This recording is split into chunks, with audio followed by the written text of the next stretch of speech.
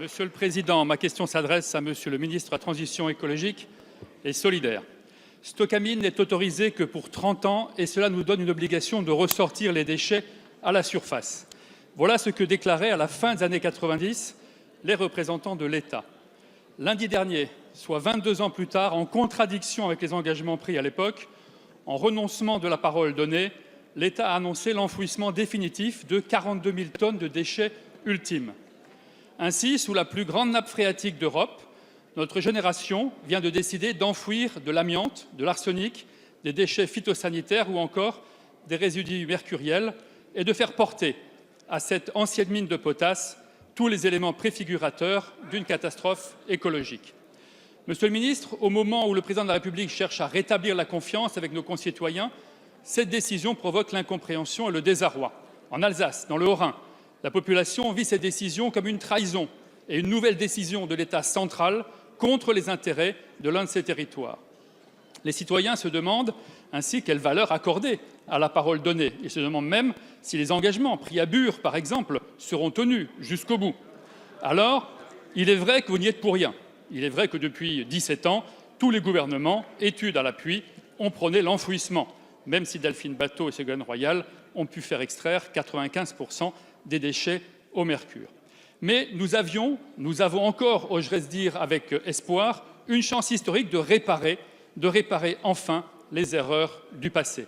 Une chance de ne pas laisser sous les pieds de nos enfants et de nos petits-enfants une bombe à retardement écologique. Monsieur le ministre, dites-nous que malgré cette première annonce, la porte est toujours ouverte pour l'Alsace, pour les citoyens, pour la démocratie, pour les générations futures et même pour l'idée que nous faisons de notre propre engagement public. Ouvrons un vrai dialogue avec les acteurs locaux, réparons ensemble les erreurs du passé et rétablissons ainsi la confiance. Merci. La parole est à Monsieur François de Rugy, ministre d'État, ministre chargé de la Transition écologique et solidaire. Merci, Monsieur le Président, Mesdames et Messieurs les députés et Monsieur le député Fuchs. Vous le savez, cette décision difficile et responsable est l'épilogue d'une longue histoire et, il faut bien le dire, d'un mauvais projet. Et je tiens à rappeler, car je crois qu'ici peu le savent, et celles et ceux qui nous regardent, comment nous avons pu en arriver là. En 1991 est né ce projet de stocker des déchets dans une ancienne mine de potasse d'Alsace. En 1997, l'autorisation est donnée pour 320 000 tonnes de déchets. En 1999, il y a les premiers déchets qui sont stockés. En 2002, il y a un incendie dans une des galeries et le stockage est évidemment arrêté.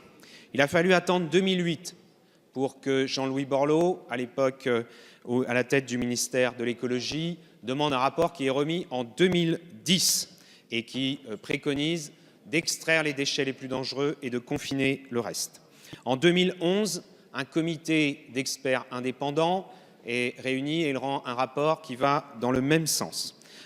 Et à la suite de cela, Nathalie Kosciusko-Morizet, qui était devenue ministre de l'écologie, préconise cela, mais aucune décision n'a été prise. En 2012, Delphine Batho, ministre de l'écologie, et Arnaud Montebourg, ministre de l'Industrie, ont informé l'exploitant que le choix était arrêté sur le scénario d'un déstockage partiel et d'enlever 56% des déchets qui contenaient du mercure.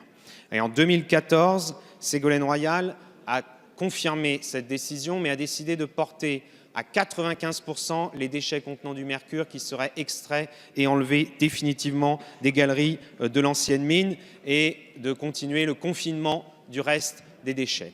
Et enfin, aujourd'hui, après le rapport parlementaire que vous avez fait avec Raphaël Schellenberger et Vincent Thiébaut, le rapport du Bureau de recherche géologique minière, le BRGM, qui a confirmé que c'était la solution à la fois la moins dangereuse, qui présentait le moins de risques. Les risques de pollution et d'infiltration ne représentent qu'1 mètre cube par an sur 35 milliards de mètres cubes d'eau dans la nappe phréatique. Voilà pourquoi cette décision difficile et responsable a été prise.